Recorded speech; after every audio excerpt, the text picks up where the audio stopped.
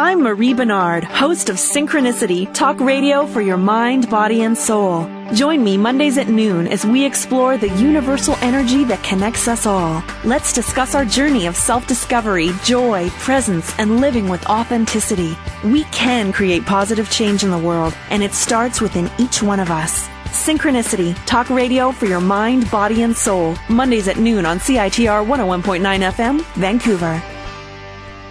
Hello and welcome to Synchronicity Talk Radio for your mind, body, and soul. I'm your host, Marie Benard. This is CITR 101.9 FM in Vancouver, or you might be listening in Nova Scotia at Axe Radio Canada, or online at CITR.ca, CosmicDimensions.com, EmpowerRadio.com, on the Co-Creator Network, or you might even be watching this in a slideshow on YouTube at youtube.com/spiritual show.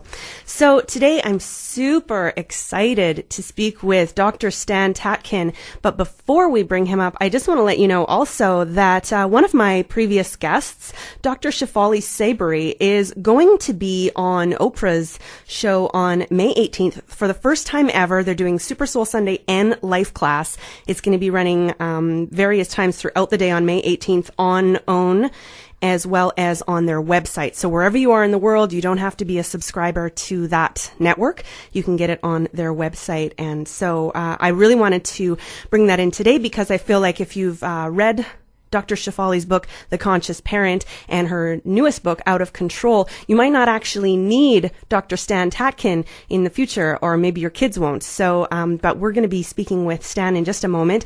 Dr. Stan Tatkin is the founder of the PACT Training Institute and the developer of PACT, which is a psychobiological approach to couple therapy. And PACT is an integration of neuroscience, arousal regulation, and attachment theory. This therapy modality centers on early attachment and its effect on the development of the brain and the nervous system.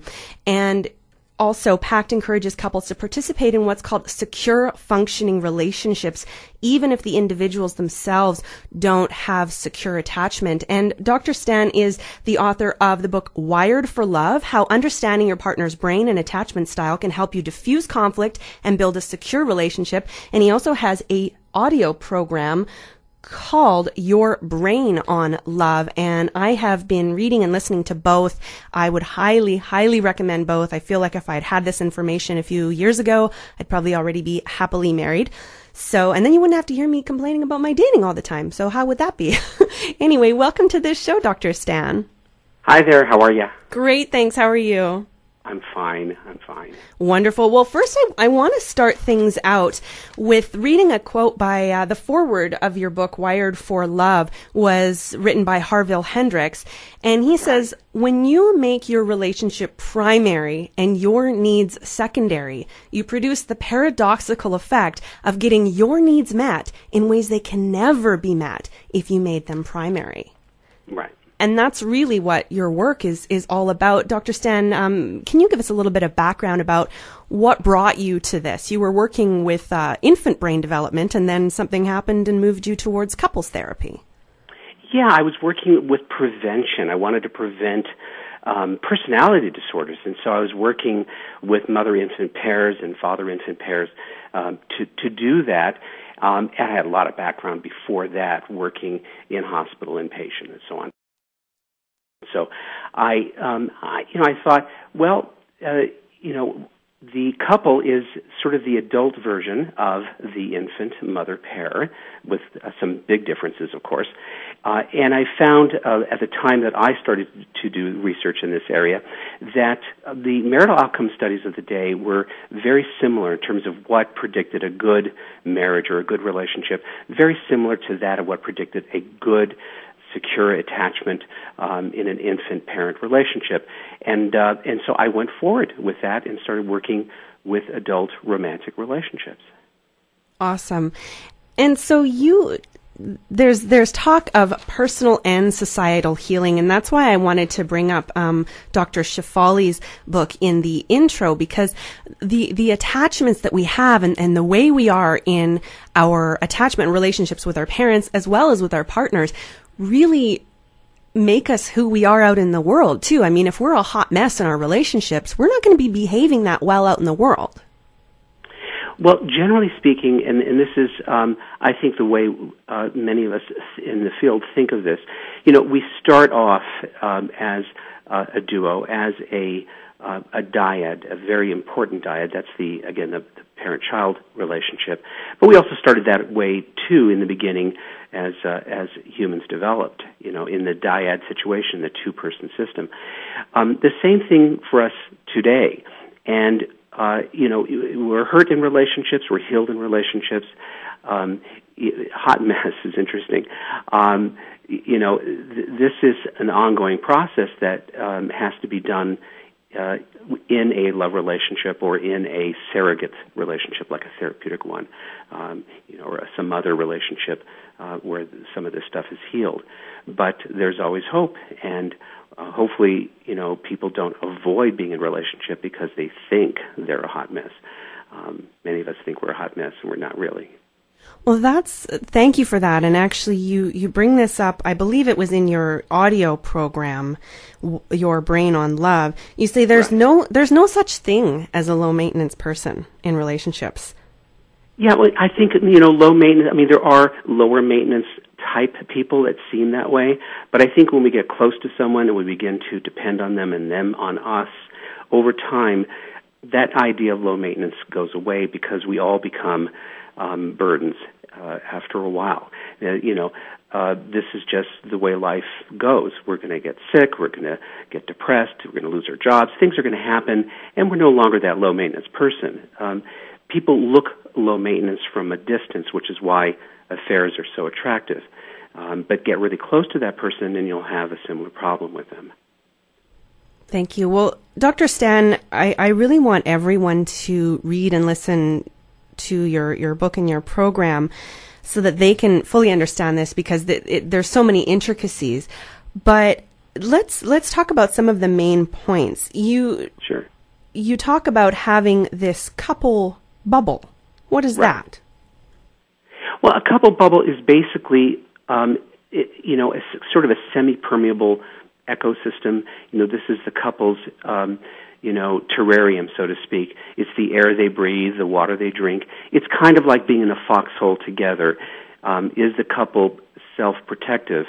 Do they, create resources within that system? Do they protect those resources from the outside, from people intruding and trying to take those resources, third things, third people, and so on, tasks, drugs and alcohol, anything like that.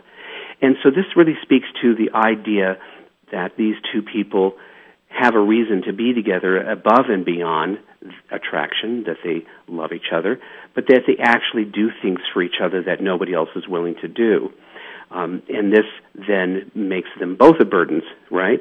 You're my burden, I'm your burden. Together, it cancels out. We do things for each other that nobody else really is willing to do. And in that bubble, we are, experts on each other. We have each other's owner's manual. I can honestly say that I'm good at my work, but I'm also good at you, and you can say the same. We're better at each other than anybody else could be because we pay attention. We watch. We're interested. And that interest pays back because we have somebody who's interested in ourselves as well. So this is a self-containing unit that is there to not only survive the slings and arrows of, a life, but also an environment that's not so friendly all the time. We watch each other's back. We protect each other in public and private. We know exactly the right, itch to scratch and where to scratch it. We can do things for each other, like I said, that are golden, irreplaceable. And this comes out of interest. This really, we do it because we can. And it's a different way of framing, the purpose of relationship. And we're sorely needing, I think, now in our culture, a reason to be paired. And in fact, in missing that, I think it's very easy to go the short distance and not the long distance. Now, Dr. Stan, we live in North America in a really individualistic society, and we're taught, I remember being told in kindergarten, that no one would love me unless I love myself. And I can't love anyone else unless I love myself first. Literally kindergarten. How is what you teach different than that? Well, we know that that's not how it works with the human infant or adult. Everything basically we do, we don't do well by ourselves. We do it, because it's been done for us, to us. We learn from the outside in. We don't learn to love ourselves first. It's impossible. We learn to love ourselves through the eyes of another person. And we know this, of course, when we think of babies, but we don't think of this in terms of adult relationships, that my sense of self is constantly being modeled by how you feel about me, how I feel that you feel about me. And, if you and I are fans of each other and we're loving each other properly, this also reflects back in terms of how we love ourselves.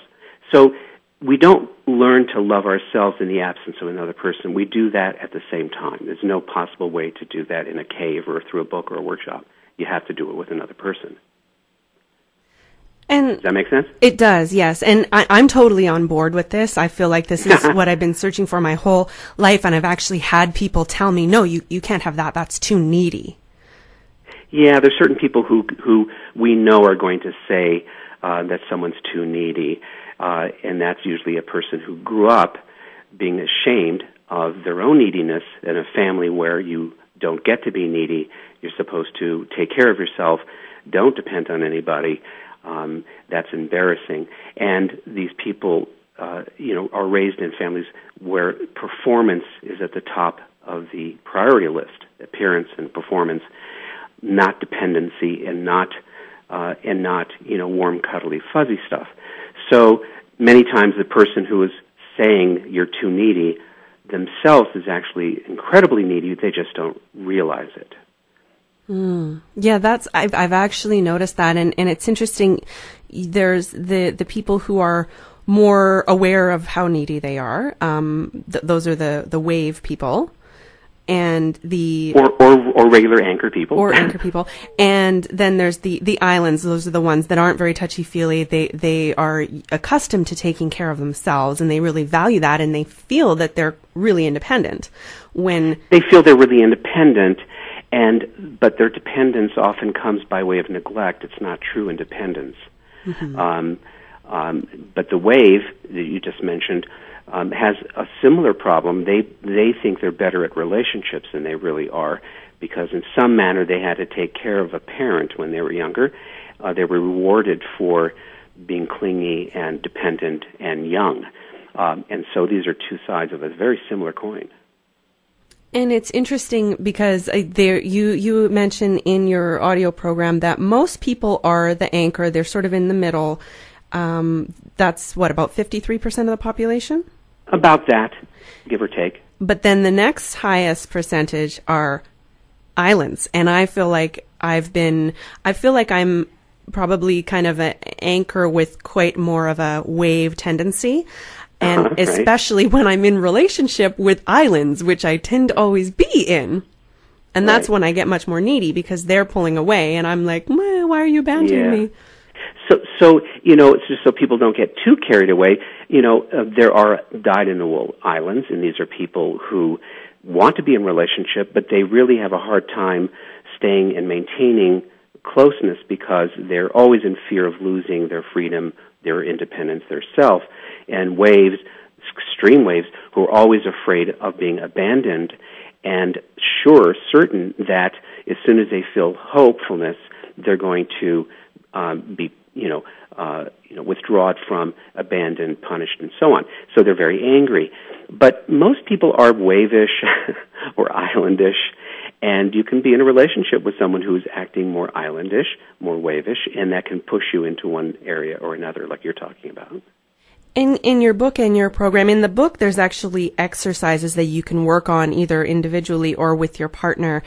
And the audio program gets really in depth into, you talk about the amygdala and the hippocampus, and you don't get too technical, but just enough. Not in that book, no. Yeah, not enough for people to get the understanding. And it's really interesting how, I think we all know, we talk about this on the show all the time when we get into fight or flight. our resources are depleted. We can't think clearly. And that's where you're talking about being in this couple bubble where we're able to manage our partner. So we're able to see those cues of, okay, this person's starting to get escalated. What can I do to help calm them down so we don't have a blowout? Right. You might think of two people having to balance themselves on a board somewhere in the mid-ocean area, and if their survival really depends on paying attention to each other. Keep your eye, or take your eye off the ball, and you both flip over and drown. So a couple system is very much like that. They're a regulatory system, a two-person system. Both people are responsible for keeping each other in an area where both can think. And when we get too aroused or too afraid, we stop thinking and we start to act in a very automatic way, because we have automatic brains that really operate us 99% of the time during the day. So we're mostly an automatic brain. And this is very easy for us to get into a threat situation with our loved ones where we start to feel, threatened, angry, trapped, attacked, and very easy to go to war with one another without even trying. So in this approach, we're really talking about science. This is, we're using a lot of fun words like anchor and island and wave, but we're really talking about what we know about infant attachment, infant brain development, the way humans pair bond and have pair bonded forever, how we really operate, and putting it to more folksy terms. So this is all science-based, research-based material that we're talking about here. Thank you for clarifying that. Yeah, this isn't just something you made up because it sounded good. You've done a tremendous amount of research, and so many other researchers and psychologists and doctors have been studying this for really decades. Yes, and I'm good company. We a bunch of us relationship experts pretty much feel the same way about coupling and pair bonding, and I'll mention that later. Okay, but now I do have one question regarding relationship experts, and this one topic it's a very hot button topic, and there seems to be two different camps. Right. And that's to do with pornography in relationship. Many dating and relationship experts say we should just accept that men look at porn on their own, privately, whereas a lot of women feel like it's almost akin to cheating. Yeah. So where, from a relationship standpoint, and just like efficacy in relationship, not a moral standpoint, what do you think of porn? Well, it is a problem, and it's not, it's not just porn, it's what porn represents, and that is a continuous flow of novelty, which was never available to us before the Internet. And that's happening in a lot of different ways. Pornography is just one way it's happening. And by the way, before I get too far, there are plenty of women who are into pornography as well. It's not as talked about, and certainly is not as rampant as it is with the male. But there are several problems with pornography on the Internet. One is that it's an endless supply of novelty, which stimulates the reward circuit in the brain. The very same reward circuit, by the way, that would be activated if we were making love to our partner or we were meeting somebody for the first time. It's the same reward circuit. So for people who are oriented towards, and these are mostly islands, people who are oriented towards self-stimulation and self-soothing, because that's how they were raised to take care of themselves, they're more likely to get involved in something like this, which provides the brain with an endless supply of not only novelty, but the other thing the brain loves, and that's moving objects. And so if you look at what's available on the Internet and why it is expanding into so many bizarre areas, it's because this is the way the brain works. We need more, and we need more novelty. We need more strange. The problem with it is that we're finding that there's a growing incidence of erectile dysfunction in young men because of this. And why would that happen? Because as long as people, especially those who are accustomed to taking care of themselves by themselves, the more somebody engages in pornography, the more threatening or dangerous, with a small d, their partner becomes. And so it actually becomes not just a desire for moving pictures and strange objects, but also it's a drifting away from the interpersonal, and that partner then becomes a little bit more threatening, a little more unnerving. And this is a problem that we're seeing. There's another problem, too. We can really talk a great deal. It is absolutely horrible with the young. We're seeing young girls and young boys looking at pornography and seeing this as an example of lovemaking, which it is not. It's that's kind of a little bit horrifying for people who have sons and daughters to imagine that they're getting their cues from porno. And how to treat each other.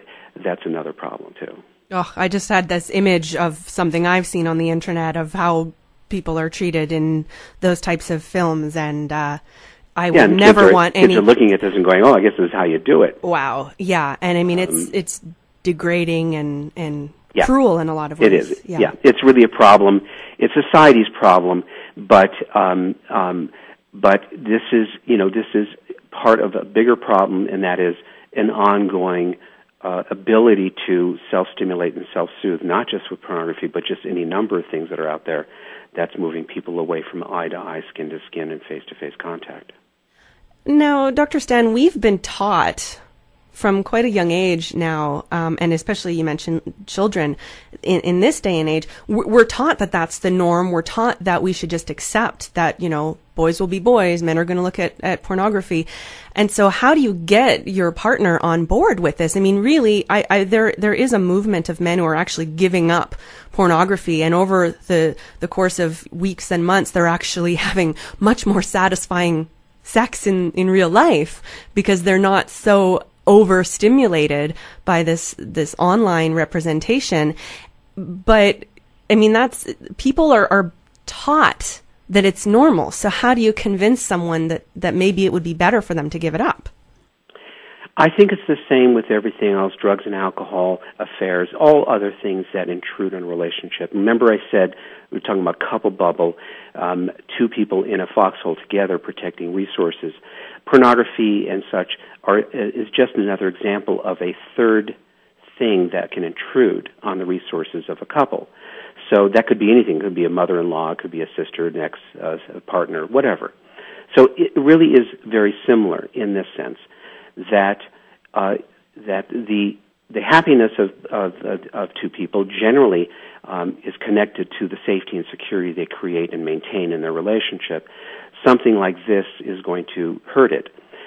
The problem is that many couples won't talk about it, and it becomes shaming, and it goes underground. I think that this is a couple issue. It's not anything other than a couple issue.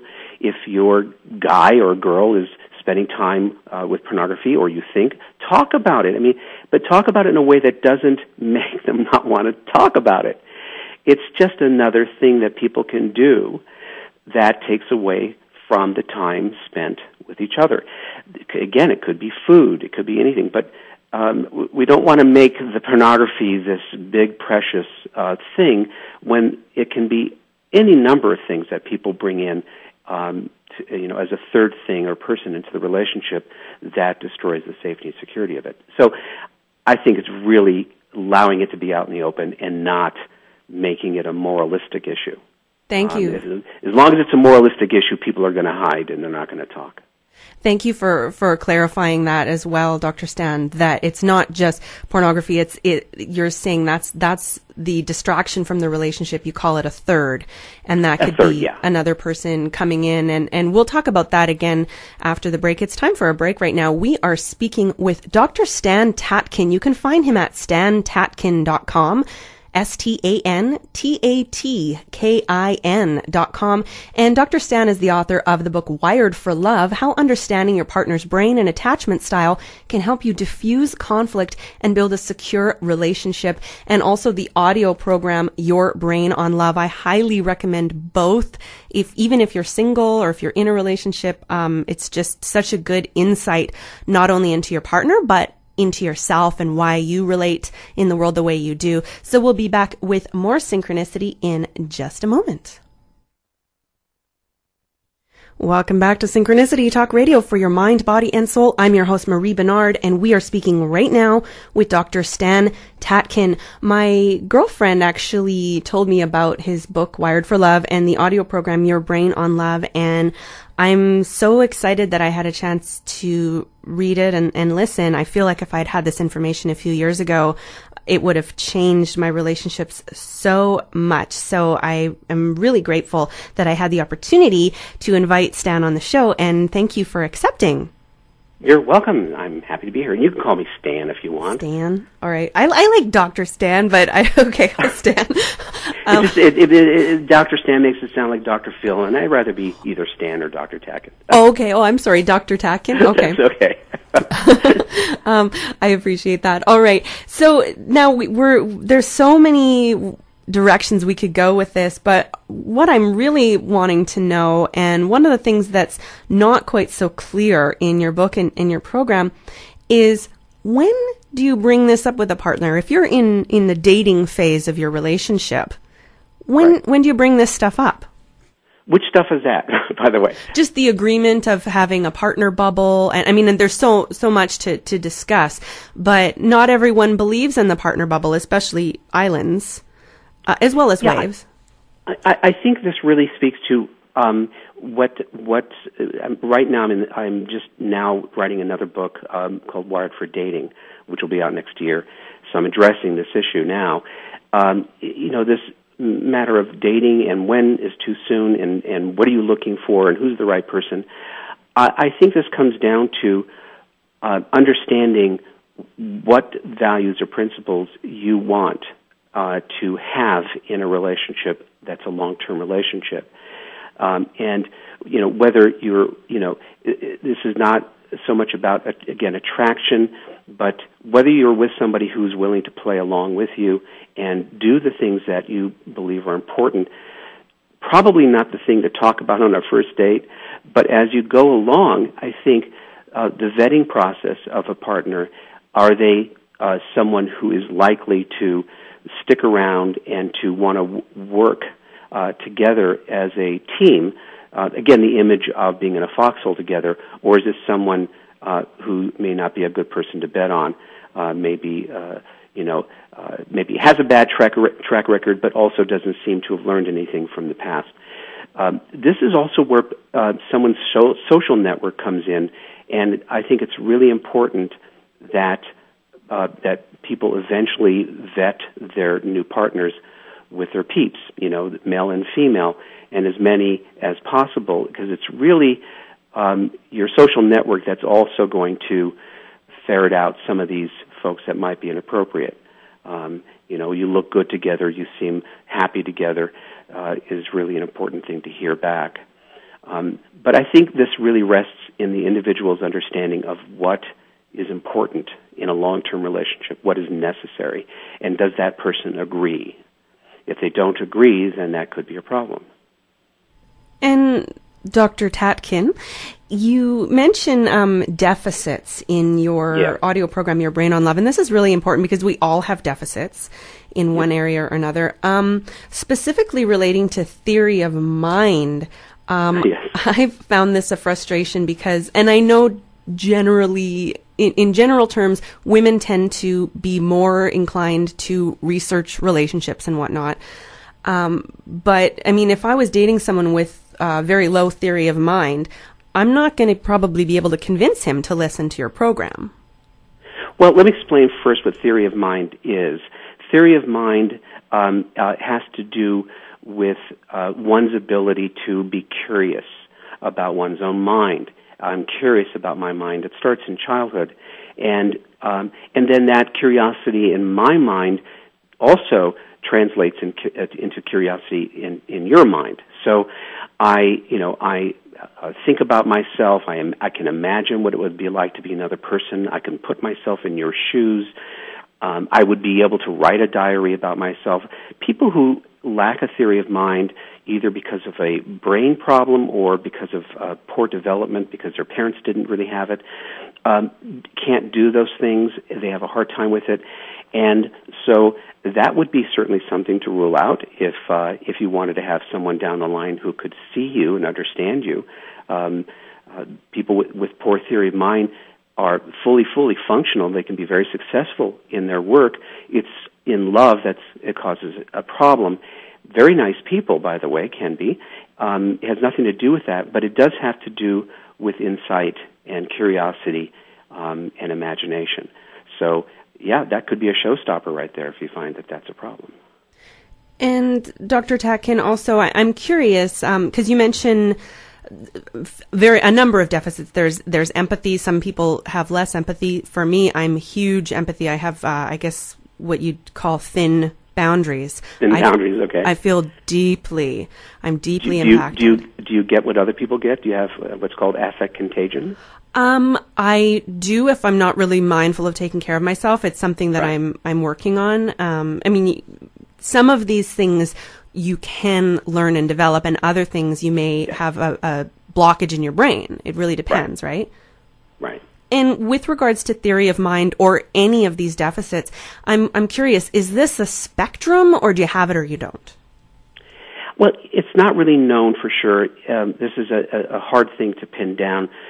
The reason we're even thinking or talking about deficits is not to put anybody down. It's the idea that, our abilities to do certain things are not even in terms of brain power. We know this in terms of, learning deficits. Or I'm not very good at math. My wife is terrific, and so I'll never be very good at math. But what about socially, emotionally? How good am I at reading a face? How good am I at responding to an internal feeling, or do I even know it's there? How good am I at thinking quick and resolving an issue and calming someone down? These are skills and abilities that can make the difference in a relationship when things get difficult. So we're talking about from big to small, small being I'm not so good at reading emotions, to I can't read them at all. And there are people who can't read faces. There are people who have something called prosopagnosia, and they can't remember a face. There are people who can't read their internal sensations or feelings. So in other corners of their life, it doesn't really make a difference. But in love, it starts to make a big difference. In fact, love is probably the most resource-demanding thing we ever do, much more than work. And so if we have some of these so-called deficits, things that we're not that good at, they're going to come up there in the relationship, and they're going to be misinterpreted by our partners as being purposeful. You're doing that purposely. You really could do that. You just don't want to do that. And sometimes we find there are people who actually can't. I mean, they don't get it. It's not they're not doing it purposely. They never could do this, but understandably, it's being misinterpreted. And Dr. Stan, I've talked about the work of Alison Armstrong on this show before, and she talks about the difference between men and women, and some things are, in general, somewhat gender specific, like men tend to be more of this way and women tend to be more this way. But this isn't, these deficits can come up in men or women, and they can come up men or women, but men, generally speaking, are not, and this is very general, are not as good as women because of the wiring in the brain, not as good at dealing with internal feelings and understanding them and being able to communicate with those feelings. It's not a strong suit generally of men. It is more of a strong suit with regard to women. And so there are some gender differences in terms of how we're built and how our wiring is. But then there are some things that are not really gender-specific, but we assume they are, like the island and the wave thing. There are plenty of island women out there, but we generally think of islands as being men, and that's not really true. So it's easy to get all this stuff confused. But yes, there are plenty of women out there who can have, and that would make sense, would have certain deficits that would disable them from being empathic or them to be able to see a certain emotion on a face or something like that. And so, I mean, it sounds like part of it can be, what you're born with, just the way your brain is wired, whether it's deficits or just the way you tend to be in the world. And a lot of it is how you were nurtured and your culture and how you were raised. Exactly. It's nature and nurture here. And it's interesting. So we're talking about the islands and the waves and the anchor types, and that's your attachment type. But you talk a lot about a lot of different ways that we relate to one another, especially in relationships. And one of the things that you talk about is processing speed. And as you can tell, I'm quite a quick processor. And when I'm with someone who's a slower processor, you did mention that the faster processors can tend to bully a little bit when you're in a disagreement, because I'm like, blah, blah, blah, blah, I want an answer, tell me. And he's like, and then you get more upset and it ends up in this big fight. So can we talk a little bit about the difference in processing speed? We call them tortoises and hares, and I'm a hare like you. I'm very fast. And, again, not a gender thing. There are people, and this has nothing to do with intelligence. This has to do just with processing speed in this area of social emotional functioning. There are people who can be very, very fast in other areas, but then they start to get in trouble in their relationships or have to talk about themselves in relation to their partner, and they slow down. So there's two reasons that people would slow down. One is because they're trying to stay out of trouble, either because they're afraid the next thing they say will get them into big danger, or they're lying. That's another reason why people will slow down. But the people who are always slow when talking about social, emotional stuff are tortoises, and these people just process that information slower. And if they're with a hare, which often happens, it's kind of an unfair fight because the hare is just boxing them against the ropes all the time. So it's kind of an unfair fight. But it has nothing to do with lack of intelligence, and this issue has nothing to do with deception or lying or withholding. It's just a slower speed, that's all.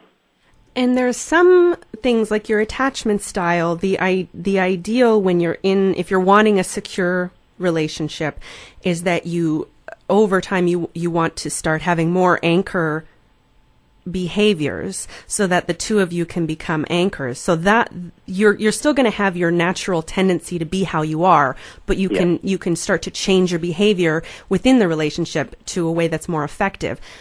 But processing speed, you've just got to accept that your guy or your girl is a tortoise. You can't speed that up, right? No, you can't.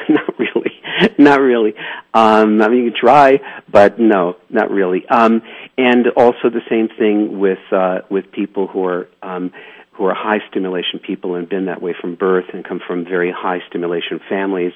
They're going to be that way. Thrill seekers and rock and roll and loud and expansive. They're going to be that way. And there are other people who are very low and slow and not so excitable. They come from families like that. They're going to be that way too. So the problem here is not changing. The problem here is accepting yourself as you are and understanding yourself and taking responsibility for the things that you do that are not consistent with secure functioning relationship, and knowing your partner and accepting your partner as is, and knowing how to drive that car, ride that pony, handle that person in the best way. That's really what we're looking at here. It's not that people have to change. It says they have to override their differences with an agreement or set of agreements that are based in secure functioning, that protects both people. So that seems like maybe unclear.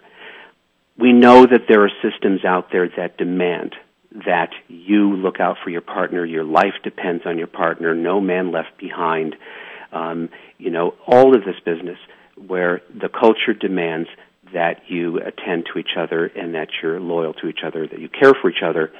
We have that in the military and paramilitary cultures. These are people from all different backgrounds, yet they do it.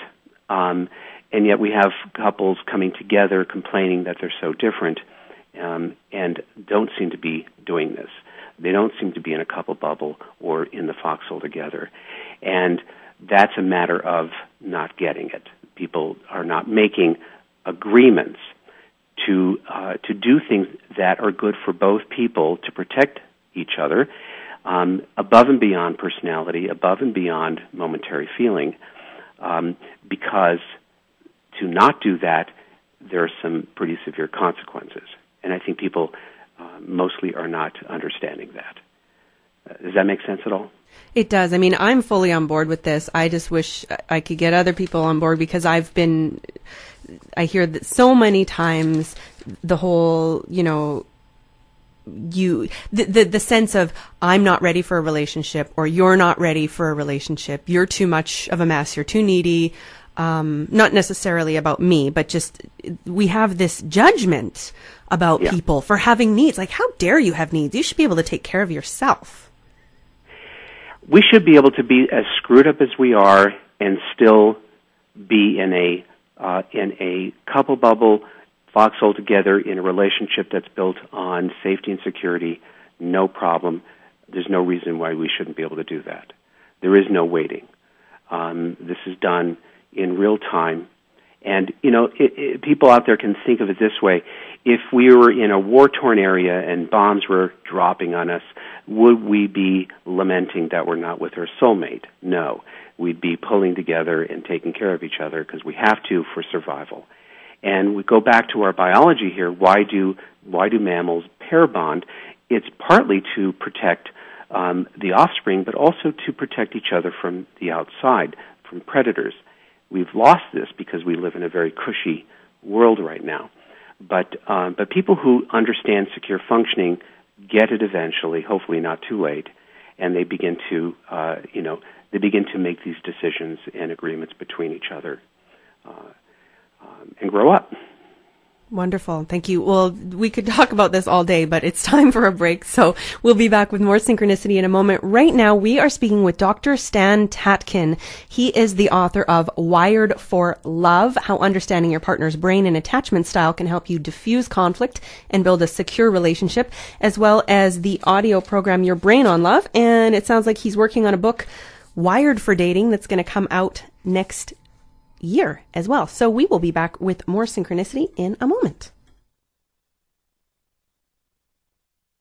Welcome back to Synchronicity Talk Radio for your mind, body, and soul. I'm your host, Marie Benard. And if you want more information on today's guest, Dr. Stan Tatkin, you can go to his website, stantatkin.com, STANTATKIN.com. Coming up in just a few minutes here on CITR is Parts Unknown, so stick around for that. Welcome back to the show, Stan.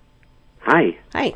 So one of the things that you mention, and I feel like this is kind of a relief, and we can sort of forgive ourselves and accept ourselves about this. You say that the need to be parented never goes away. No, I think we think when we get partnered up that our partner comes pre-trained and that our parenting is done, and actually it isn't. We train each other, and we continue to parent each other in relationship, and that's an important function, I think, that couples can and should perform for one another. And I'm not talking about doing this continually. I'm saying that we step in when necessary and do the thing that our parent or the other person's parent never did to help out, and do it willingly as part of the package. And so, no, parenting isn't done. It continues throughout life.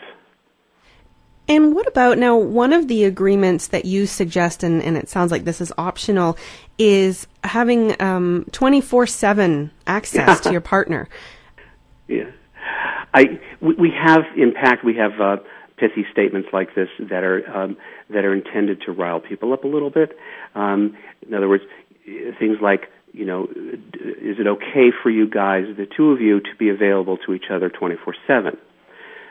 Now, people who are anchors, secure functioning, don't react badly to that question. They understand the spirit of it. But people who are insecure go, no, what do you mean? I don't want to be available 24/7. I don't want her to call me during work hours. I don't want him to wake me up at night. And they miss the spirit of this, which is, do the two of you give each other permission to be available at your beck and call? Nobody else can do that, just the two of you. And it works both ways. It provides a tether, that you're tethered to someone throughout the day and night, which is really something that should be done when you're a baby and in early childhood, but often isn't. it's a huge benefit, and it gives you a huge advantage over everybody else who doesn't have it. So why create that tether?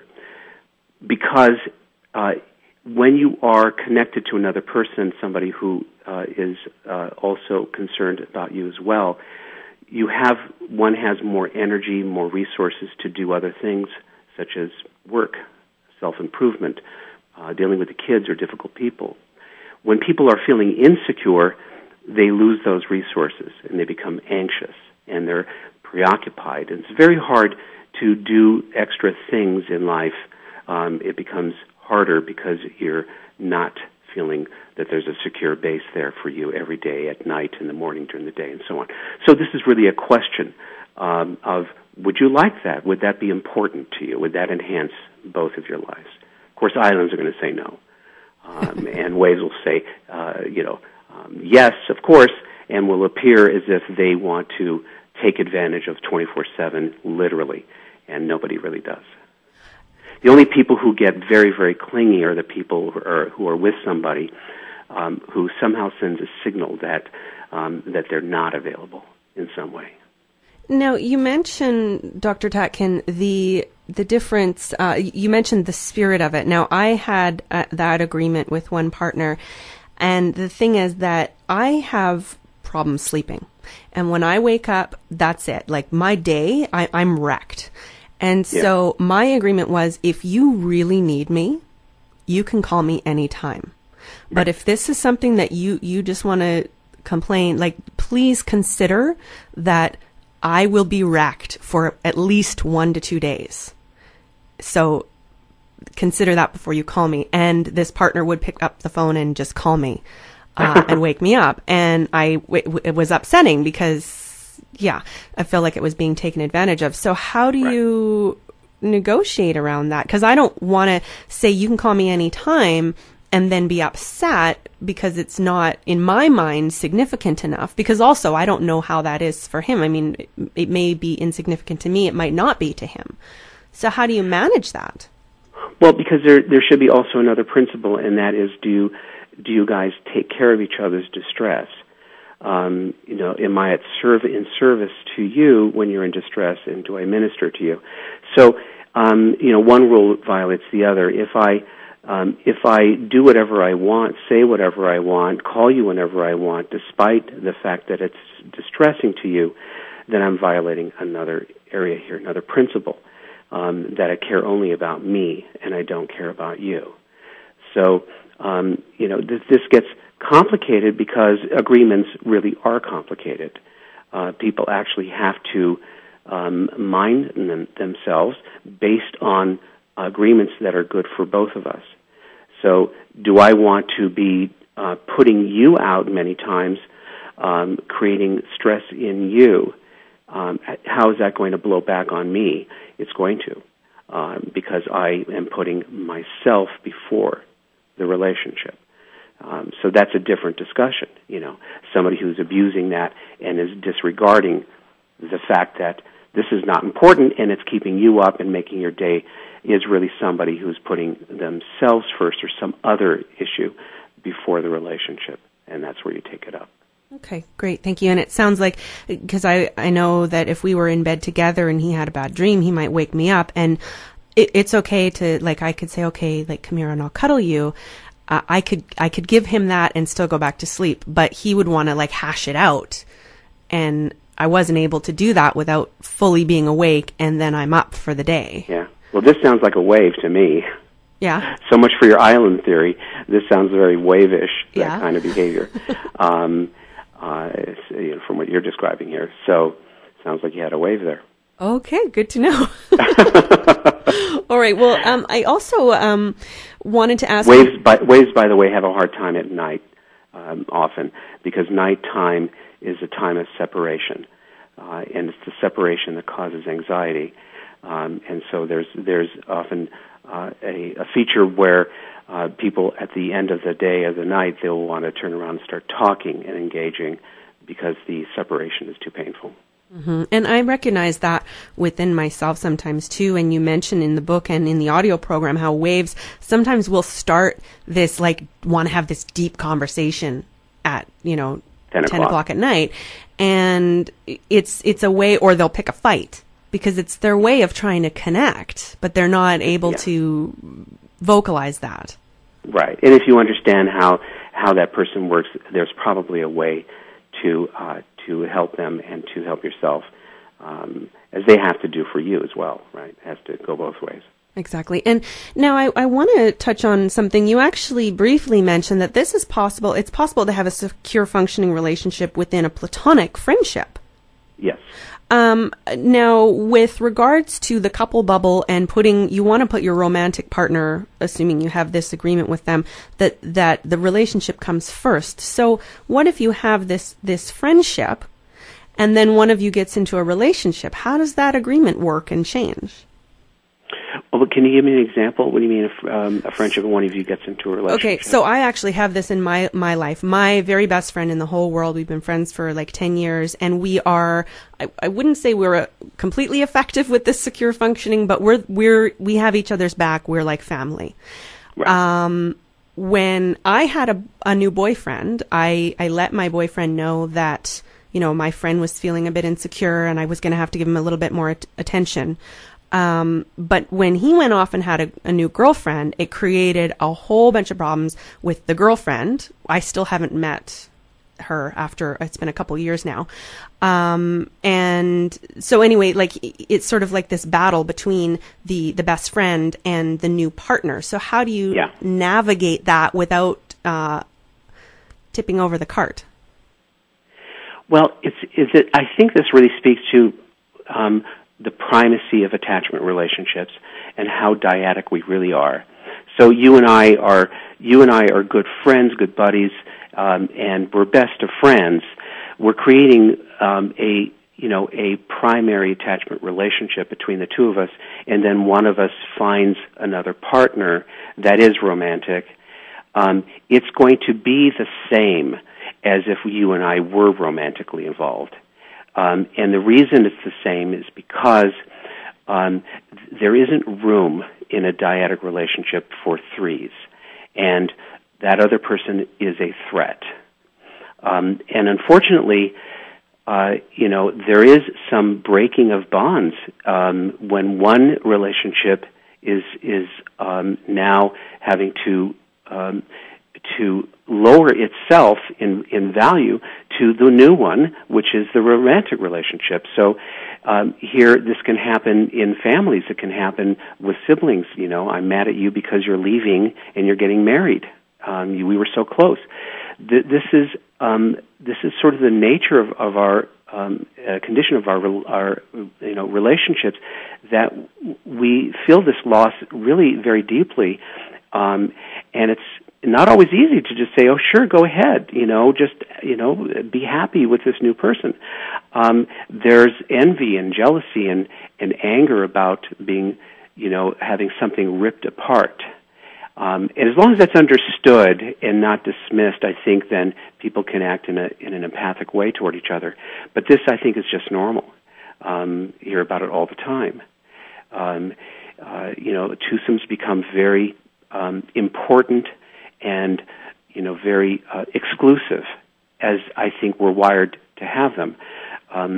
The idea that you should include a lot of other people and not be bothered by that is actually not normal.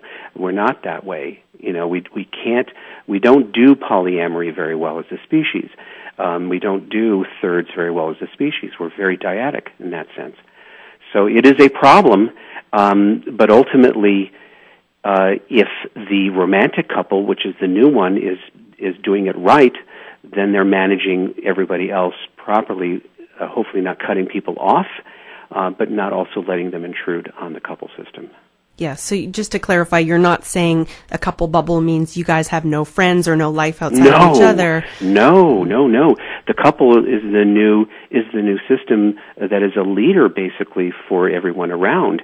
It's a big mistake for people to burn their bridges and to cut off from people. The couple is a unit that includes everybody, but does not allow other people to ruin their relationship, is what I'm saying. Wonderful. Now, coming up in just a few minutes here on CITR is Parts Unknown, but Chris Horrific is not in, so I'm going to be playing a repeat. We do have time if you are able to go a few minutes over, but I want to be mindful of your time, Dr. Tatkin. Sure. Okay, great. So I'd like to ask then, just to sort of clarify, you're talking about a mutuality type relationship. Now, what's the difference between that and codependence? Well, codependence really speaks to an old a model that comes out of Alcoholics Anonymous, the alcoholic and the co-alcoholic. The co-alcoholic then morphed into what we call the codependent. That person is basically in a relationship that is lopsided, where he or she feels that it's unfair. There's some unfairness, injustice in the relationship. It's unbalanced, and yet they stay. And so you are, I feel that you're not there for me. You don't really pay much attention to me. I am feeling gypped and ripped off, but I don't break it off with you. I just complain. And also, I don't really know how to correct it with you. I don't say to you, look, in order for us to really do this, I have to do this, you have to do this, we do this for each other, we mutually benefit. So a codependent, or often they're waves really, has a hard time doing that, because what is revealed in the codependent or the wave is I fear more about abandonment than not really getting what I want. And so I sacrifice what I want and I just complain. Now, if I really believed in something like secure functioning, where this is a truly mutual relationship, we do things for each other that we agree on. This is what we do, this is what we don't do. And if we don't do that, or if you don't do that, then sayonara, I fire you and find somebody who will. I'd have to really live up to that above and beyond my fear of abandonment or being alone. And codependents typically lack that kind of principled stance. They fear too much about being left and being alone, and so they stay and feel very used and abused. Okay, that makes sense. So the codependent would rather be, it's probably not an actively conscious choice, but rather be miserable than alone. Rather be miserable than alone, which is not very attractive when you think about it, that you're just with me because you're afraid to be alone. I'm not going to feel very good about that. So, we want to be with each other because we can, not because we're afraid of being alone. You know what I'm saying?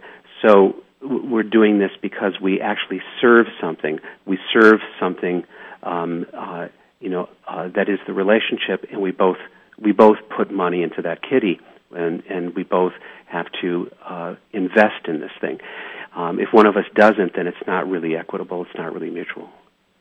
And with regards to that, and this is especially true of waves, we have to be really careful about threatening the relationship. Waves tend to like to break up and get back together, and they sort of thrive on that back and forth drama, but it really damages relationships. Well, for anybody who is threatening implicitly or explicitly the relationship itself, there's a big danger there. Now, if you've just been dating for a year, then you don't know whether you want to be with this person. That's quite appropriate. But if you've been with somebody for 2 or 3 years and you're still holding out, you're still saying, I don't know, if only she would change this or he would do that, that's going to create a lot of problems, because when we feel somehow that the relationship may not exist tomorrow, we begin to act very weird. We're always in auditioning mode, and we're never going to be as good as the other person wants because we're too anxious. And so the threat to the relationship becomes a problem, and people become symptomatic. We know this from infants and children who are feeling insecure. They can't concentrate. They're angrier. They're not as able to focus. They're accident prone. Nothing goes well. The same with adults. If you're feeling insecure in your relationship, the chances of you not being as nice not being as mindful, not being as attentive as good. In anything, it goes much higher if you're feeling insecure in a relationship. So do not threaten your relationship unless you have something you're actually going to throw down for, such as you either quit drinking or I'm gone. Now, that's a viable, reasonable thing. But you better be willing, if you're going to do that, you better be willing to say it and do it and actually throw down and leave.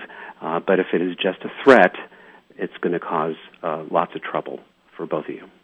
Thank you for clarifying that. And also you mentioned that this is more in permanent relationships, but I've noticed, because I've been doing a lot of dating, and one of the things I asked an ex, sort of one of the main things that he noticed that I could work on, and he said, I have a habit of saying, I don't think this is going to work out early on, as when I'm noticing things that, I mean, it may be true, and in that situation it was. We just weren't a match. But every time I vocalize that, I'm putting doubt in his mind as well, whereas I could have just sort of kept that to myself, observed, and see like how it plays out, rather than speaking up every single time I have a worry. Yeah, if you do that, what happens is it scares him, and then his behavior will scare you. This is kind of like a mutual, like, boo, you know. It rocks your world, and it changes the behavior in the other person for the bad. So just imagine what it feels like to have somebody say, I don't think this is going to work out, or I don't know about you, or I don't know if I like you. Okay, it may be true, but it's going to really affect the way you feel and think, and probably not for the better. I prefer that people keep it to themselves, and then if you're going to leave, just leave. Don't threaten. Threatening just makes the other person act worse and puts too much fear into the mix. And what I've noticed too, and this is I've learned this through Alison Armstrong, is that if I can just sort of pause and think about, okay, what is it that I need, and then I can make a request around that behavior, and then I can observe whether it's changeable or not, rather than just complaining about it. Yeah, I think. Well, here's the other thing, and that is, these are all lovely questions, by the way. They're wonderful questions. They just have so much. There's so much depth, possible depth, in the response to them. People really sometimes don't understand how to work together and create win-win situations. So, part of what we want to get to is to be able to create win-win situations for each other. And many times, those of us who came from families where we're certain we're not going to get what we want, and it's always going to be win-lose, and we'll be on the losing end of that stick, we give up too soon, we don't think in creative ways, or we may signal a threat to our partner without realizing it and start a fight. So a lot of this comes from thinking that we're with somebody who should know, or that they're able to think like us, feel like us, and they're not. When you meet somebody, you meet them, and especially if you continue being with them, because you find them familiar in some way. We only pair bond with those we feel familiar with, but it's still a separate brain. And you're dealing with another person. I think respecting that and understanding that, and also understanding just how poor communication is across the board under ordinary circumstances. When people are unhappy with each other, that gets even worse. But we're not very good at communicating. The people learn how to negotiate, how to bargain, how to seduce, how to influence their partner without using fear, threat, or guilt. This is a skill that goes very far in all areas of life, but it really must start in the couple relationship, that people start to think that way, and they start to work that way without assuming that the other person should do this or wants to do this or understands it. I kind of think we have to start there. The skill of creating a win-win. I want you to get what you want, I want to get what I want. How are we going to do this? Let's do it. And people really have a hard time with this. Thank you, Dr. Tatkin. Well, do you have time to talk about the importance of the greeting and leaving, the morning and evening rituals? Sure. Again, if we were living in a tribal area, we would probably be spending more time together, or at least there'd be more people around us. We wouldn't be so alone and isolated. But in many cultures, there are rituals around reunions and separations, and yet in our culture, we just really pay no mind to it. We are affected by reunions, and we are affected by separations, and those of us who are not, respecting that will pay a price. So bedtime rituals, going to bed, like I said, is a time of separation.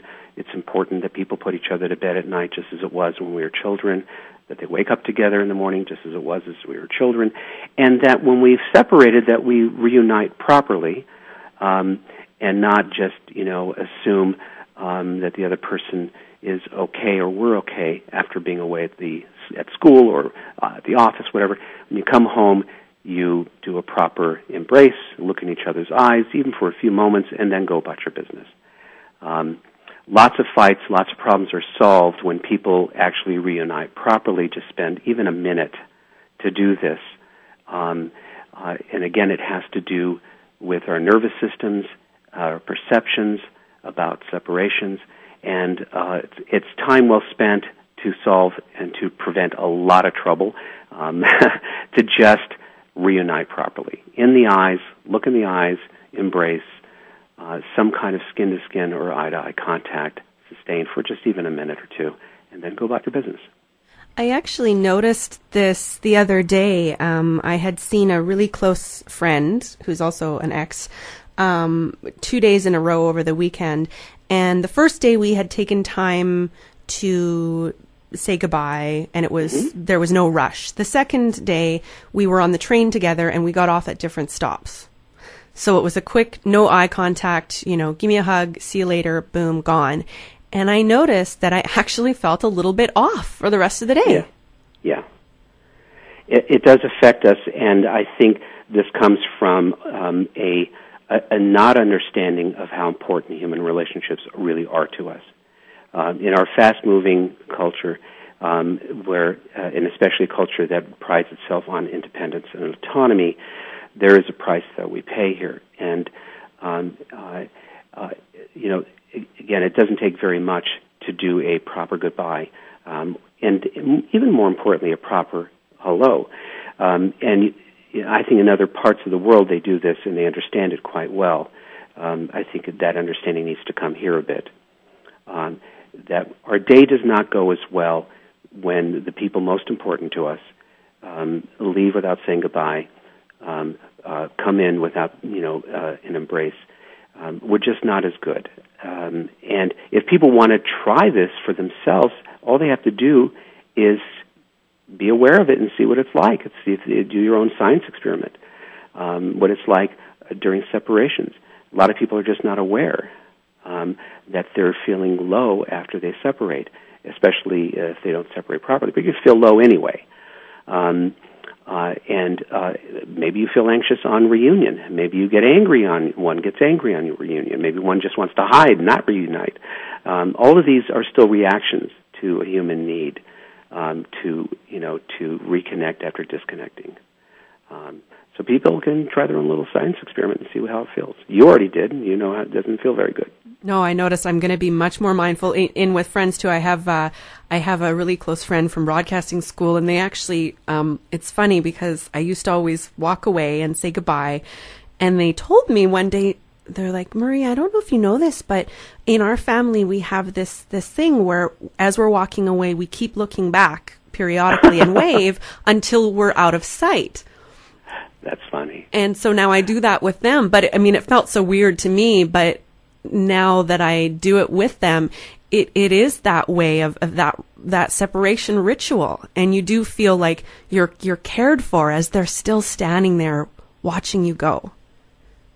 Well, you're looking back, and you're still aware that the other exists. Yeah. And you're being told that you exist when you do that. So this is, again, a little touch, a little thing that has to do, I think, with being held in mind. We want to be held in mind by our important people. We don't want to just be dropped. Exactly. Yeah, it's really special, and it definitely makes a difference in how you feel when you walk away if you pay attention. Yeah.